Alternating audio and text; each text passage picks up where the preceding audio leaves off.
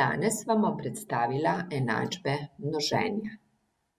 Natančno prisluhni naslednji besedilni nalogi.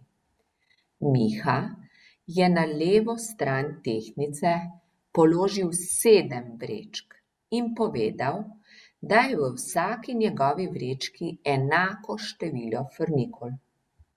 Nato je Metka na desno stran tehtnice položila vrečo z 28 frnikolami in s tem uravnovesila tehtnico.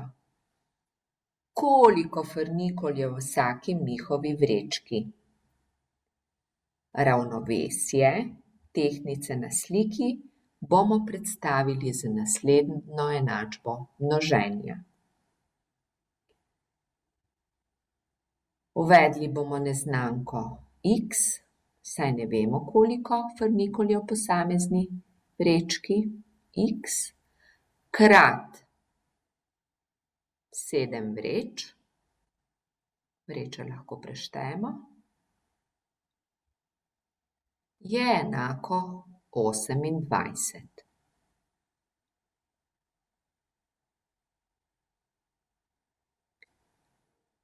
Neznano število x predstavlja prvi faktor v računu množenja. Prvi faktor v računu množenja izračunamo tako, da zmnožek, se pravi 28, delimo z drugim faktorjem. X je 28 deljeno 7 je 4. Obvezno napišemo še preizkus.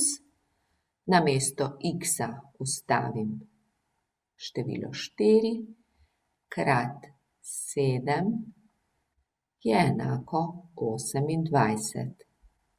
Preverimo, če je leva stran res enaka desni. 4 krat 7 je 28. 28 je enako 28. Odgovor se glasi: v vsaki Mihovi vrečki so bile 4 frnikole. Oglejmo si še naslednji primer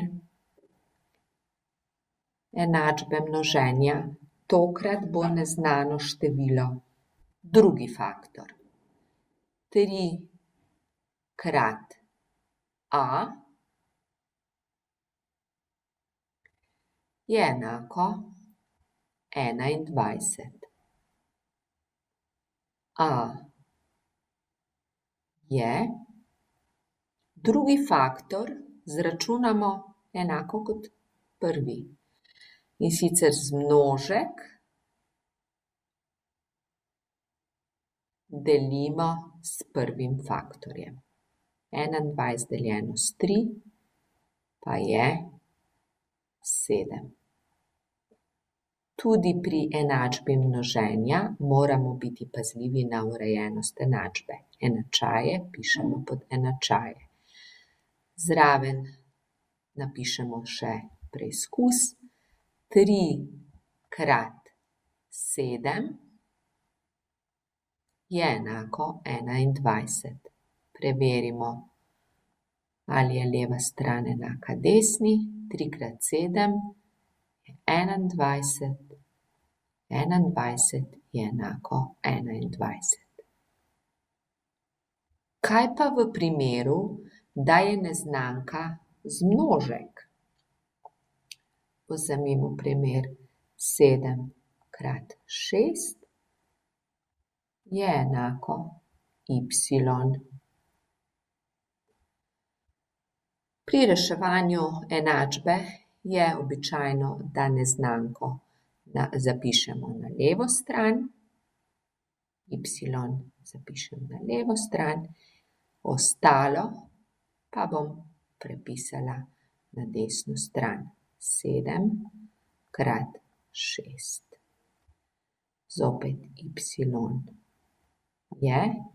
podpisujem pod je, 7 krat 6 je 42. Napravimo še preizkus. 7 krat 6 je enako, namesto y zapišem 42. Preverimo pravilnost. 7 krat 6 je 42. Je enako 42. Leva stran je enaka desni. Tudi to enačbo smo pravilno izračunali.